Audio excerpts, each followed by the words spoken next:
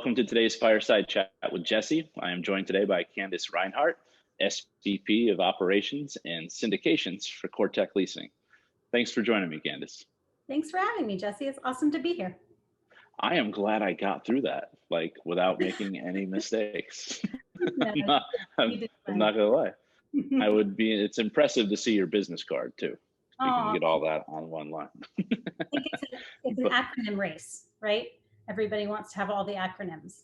So, hey, at least I understand what those acronyms are. We have some people at JDR that there's like, oh yeah, I'm a black belt and all these other things. And I'm kind of like, yeah, I don't know what that means, but good for you. Here. Yeah. But once again, thank you for joining me, Candace. And for those people in equipment finance who might not be familiar with yourself, you just talk about your career to date in equipment finance. Oh gosh, sure. It goes back 100 years. I feel like I'm ancient, but I had the very good fortune of starting in equipment. I landed because my mom knew somebody who had a daughter who knew somebody in equipment finance. I don't think anybody goes to school and says, when I graduate, I'm going to be in equipment leasing, but I started. It's amazing how many people actually say that same thing, where it's like, yeah. no one seeks out equipment finance. You almost kind of fall into it. Right, you fall into it, and I absolutely had the good fortune of falling into it. I started when I was in high school, doing credit, banks and trades, what we used to call it then.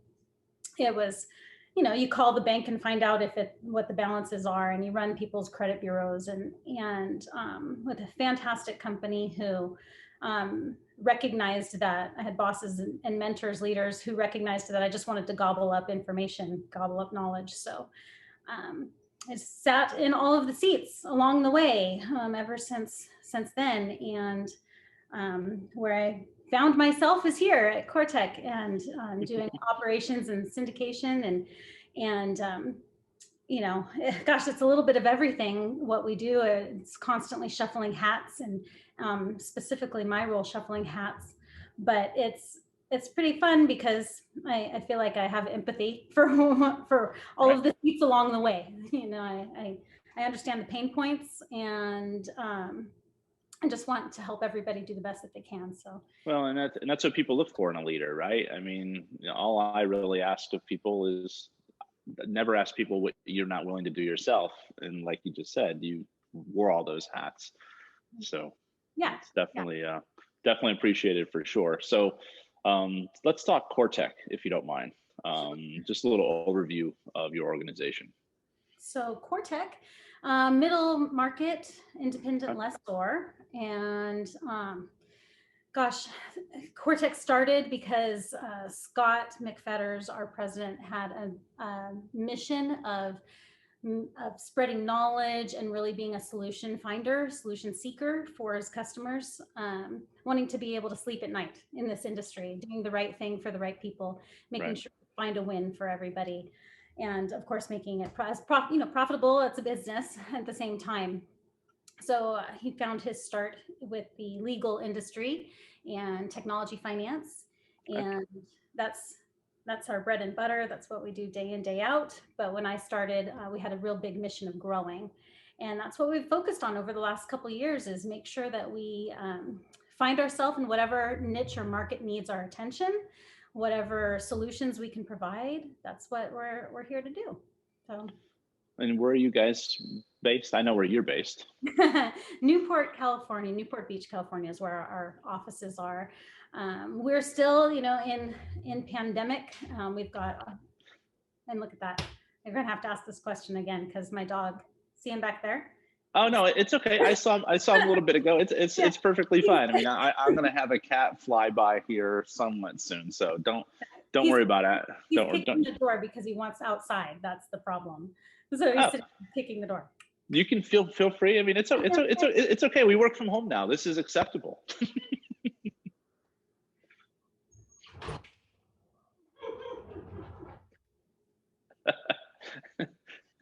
Hey, it happens. I mean, I've been doing a few of these a week now, and it seems to me like as you're doing them, people wait. People wait and they knock on the door. They wait until I'm on this, or they're like knocking over here. It's like the guy's like out at the pool and he's like, I see you. Don't ignore me. And I'm like, I'm No, talking to I somebody. took them on a really long run right before this. I thought I covered all my bases.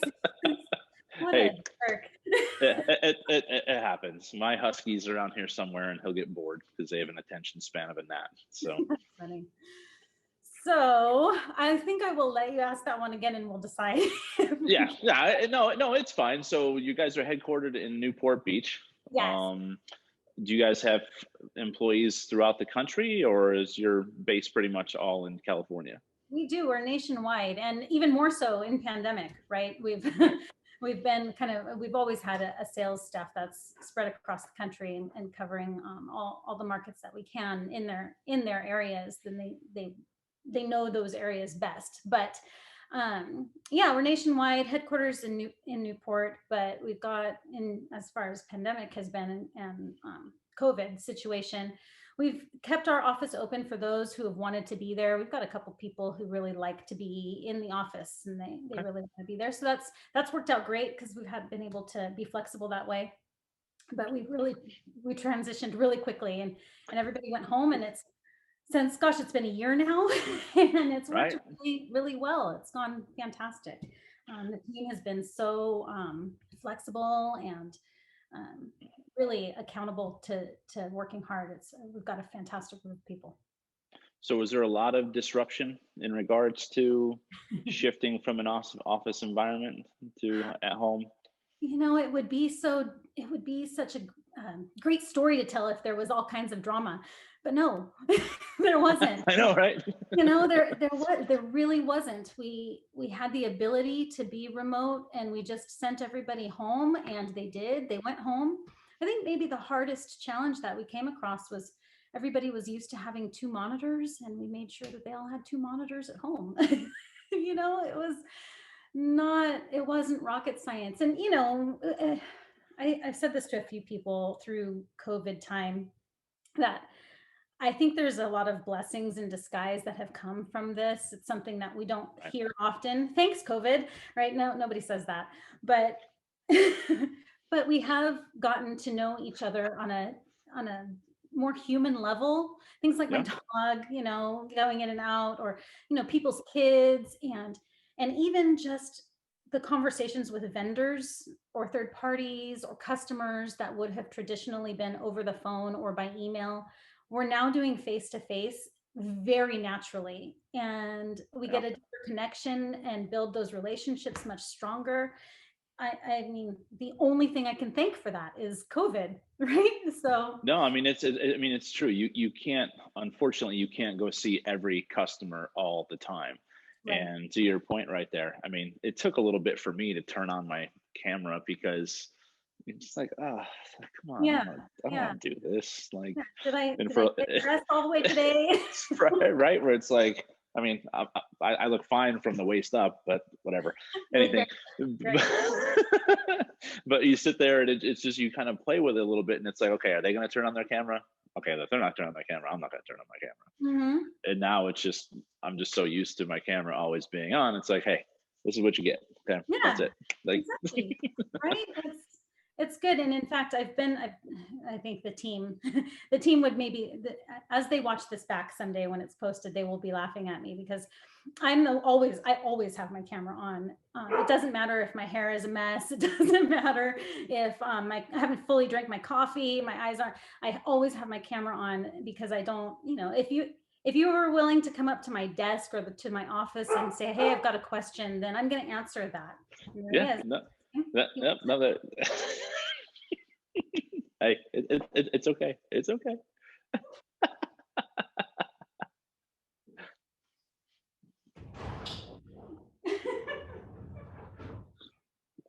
Those are some beautiful sunflowers, by the way. Oh, thank you. Thank you very much. They they're they're good with my eagle, the bald eagle back there. No, I mean, but to that point, when I joined JDR in December, I jumped on calls, and it's weird when you switch jobs in a pandemic. Typically, it's like you go right to the office and you get to meet people. I knew the organization forever, so I already knew the majority of the people, but still, like no one had their cameras on. I'm like, hey, Yeah. Yeah. camera I want to on. see if your Let's go. smile meets your eyes, right? Right. So you start playing games with people. If their camera's on, you just mute them. That's good. I'm going to have to use that one. I'm going to use that one. No, I can already hear the team groaning. Oh. No, I wish that guy would be quiet. But so I don't know. Arizona just lifted their mask thing. I don't know, a couple hours ago. I don't see that happening in California anytime soon, just based on the state. But when that potentially happens, you know, do you see obviously the people that want to go in the office? I'm sure you're going to let them go, but I think the days of forcing people to go into an office might be a thing of the past. What are your thoughts on that? I think that you're spot on. We had a conversation with the operations team not too long ago, in the last couple of weeks. And as we're starting to talk about what does COVID look like, post-COVID CoreTech offices look like. Um, gosh, everybody's doing such a great job that, and I have always really felt like you don't want to be strapped to a 30-mile radius around your office for talent. Wherever talent is, that's where you want to be. And if our local talent finds that they need to move elsewhere, I don't want to lose them because of something like that. So yeah, we had a conversation about that with the operations team, and they said, so can we all just put out there in the air, like, is anybody coming back to the office? And they all went, no. No, and not because they don't want to, just they don't have a need to, and it's worked really well. And they all said, look, when there's barbecues, we want to be there. We monthly meetings or those kinds of things, we still want to participate however we can, but it's more about flexibility and meeting their needs, making sure that they are they're happy, and their family dynamic is working. And the days of 8 to 5, or in a lot of people's case 7 to 7, those days are gone. It's really more about, is the job getting done? Is everybody happy? Are we still continuing to build solutions for our customers, internal and external? And if we can say yes, then why force anything different? No, and you made a good point there. I just I see that kind of 8 to 5, 9 to 5. You mentioned 7 to 7. I see hours, especially for West Coast people like us, where it's okay, it's 7 to 10, then 11 to 3. And then as long as you can limit the like 6 to 8 p.m. like on a regular basis, then it's fine. But that's the only challenge you have sometimes from working from home is, I mean, I've been doing it for 11 years. So I'm familiar with it, but I'm on the sales side. On the ops side, it's a little different, but sales side, you can get what you have to get done and then you move on with your day. As an ops person like yourself, that could be a little bit more difficult, because when that email ring, you're sitting there looking at it, you got to make sure you can shut it off too. So. Yeah, I think, we've talked about before. I think there's something built in the DNA that says I can't turn off, right?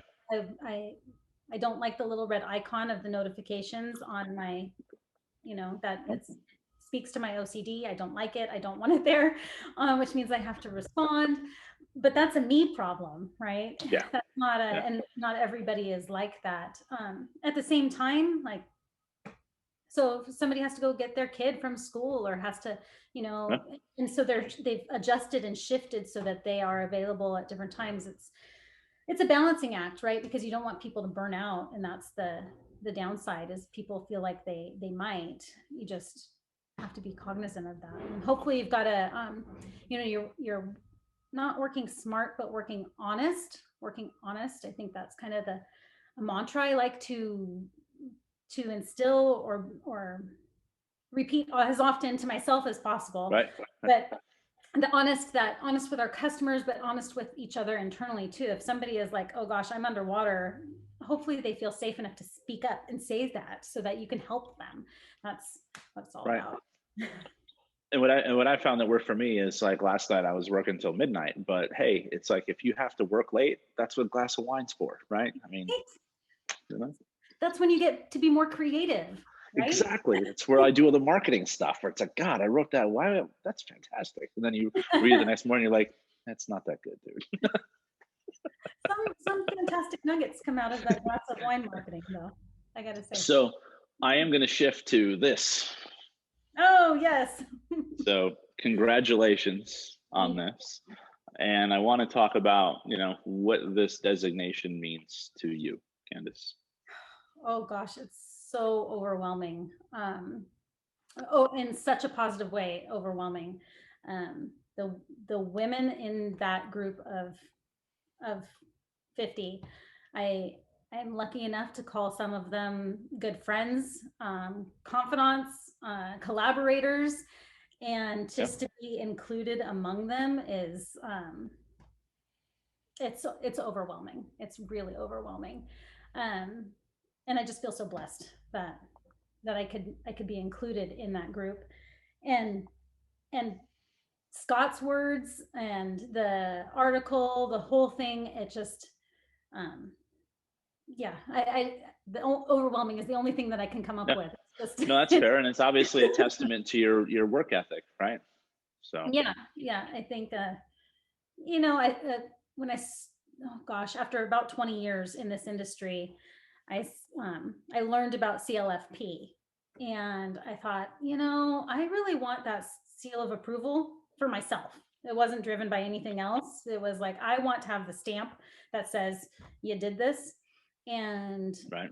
and then so I took the test, and by a miracle I passed it. It's grueling. It took every minute of 8 hours. It was I was shaking at the end, like, oh God, that was the hardest thing I've ever done in my life, but absolutely the best thing I ever did in my career, because it has opened my world up to all of those people who are part of that, top 50 women, all of the people who are supporting of those top 50 women.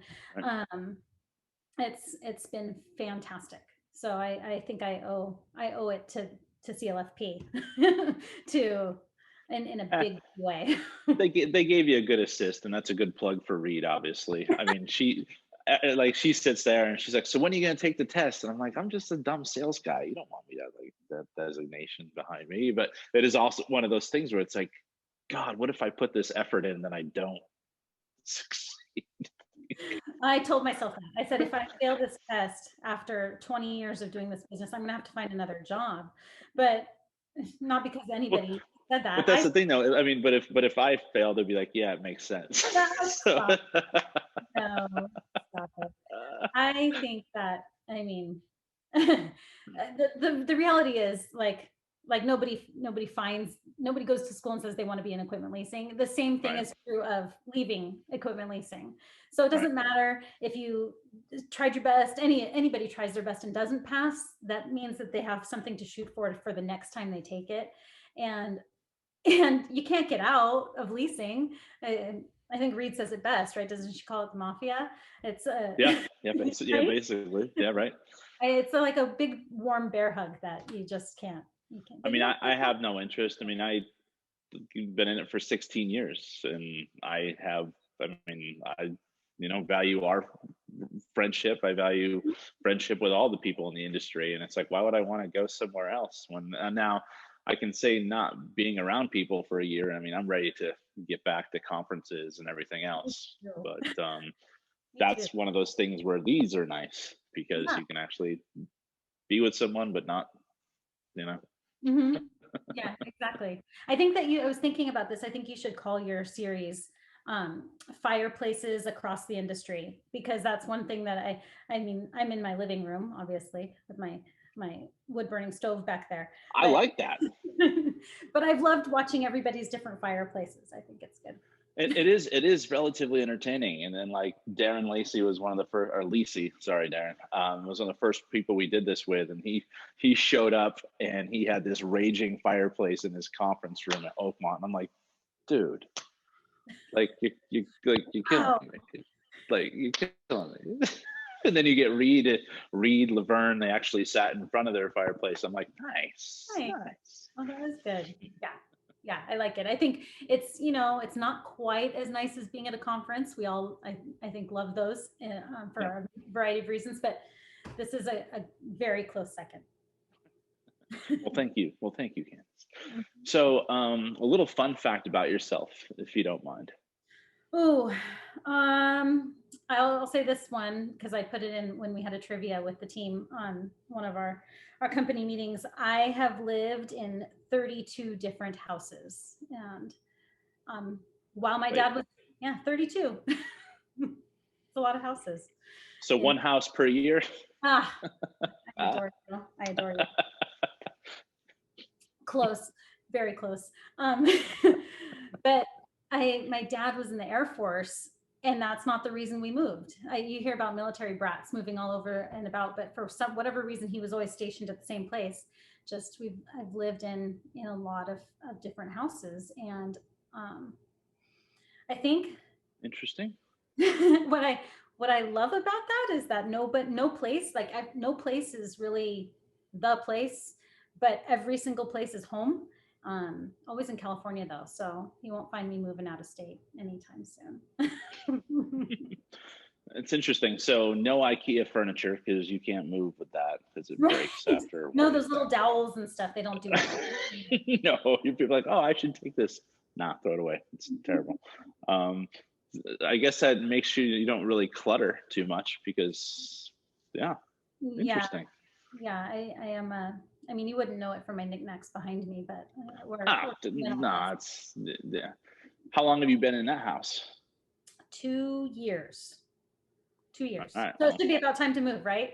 No. Yeah, it's time to do something else. No, my daughter, I have a 12-year-old daughter, and we live here in Trabuco Canyon, in the canyon on a dirt road, but it's only 5 minutes to town, to Santa Margarita. So I think if there's any place that I would like to stick, it would be in this house, because I have a Jeep. I like to get the Jeep muddy. I like to go off-roading. I like to be out gardening or in nature. So well, Arizona has all that stuff too. Just but it's so hot in the summer. It's hot. It gets hot. So I guess in kind of closing here, Candace, like, why CoreTech? I think, oh gosh, there's so many reasons in it, and I know this video fireside chats aren't intended to go on for days and days, but hey, this is your forum. You got as much time as you got. It's quite all right. Nobody wants to hear me go on that long. Gosh, I think why CoreTech is, I'm going to go back to that working honest, working smart, everybody hears work smart, but working honest is why CoreTech. And from two different angles, why join the CoreTech team? Why be a part of the team? It's because we work honest. We're open and transparent with each other, and we strive to meet great, big goals. And the team is such a fantastic group of people that, I mean, who wouldn't want to be surrounded by great people? I get the benefit of working for every day in the CoreTech team. But also, why not do business with CoreTech? Because who doesn't want to do business with those great people? And it's not me. It's Amy Hall, lease administrator, director of leasing. I mean, it is you. It is you plus. No. I work for them. Whatever we can do to, as the leadership team we can do to support them. They're the shining stars, and they make it easy, right? They make it easy for the likes of me just to rah.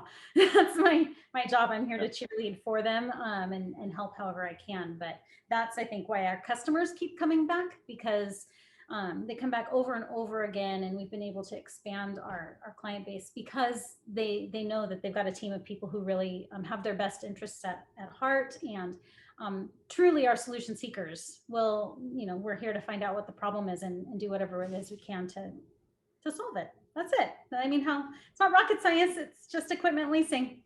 Hey, that's a great that's a great answer. It's a great answer. I love what I do. It's I bleed at equipment finance. I'm the nerdiest equipment leasing person of all of them. I can hear the team laughing at me right now. That's what they're doing. They're all laughing at me and nodding their heads. Yes. Yes. But it's okay though. It's okay. I mean, acceptance. That's fine. That's fine. Well, Candace, I really appreciate you taking the time to speak with me today. It means a lot to me, and look forward to hopefully seeing you in person sometime over the next couple months. I hope so. I hope so. Thanks so much, Jesse. This was awesome. No problem. Look forward to talking with you soon. Take care. All right.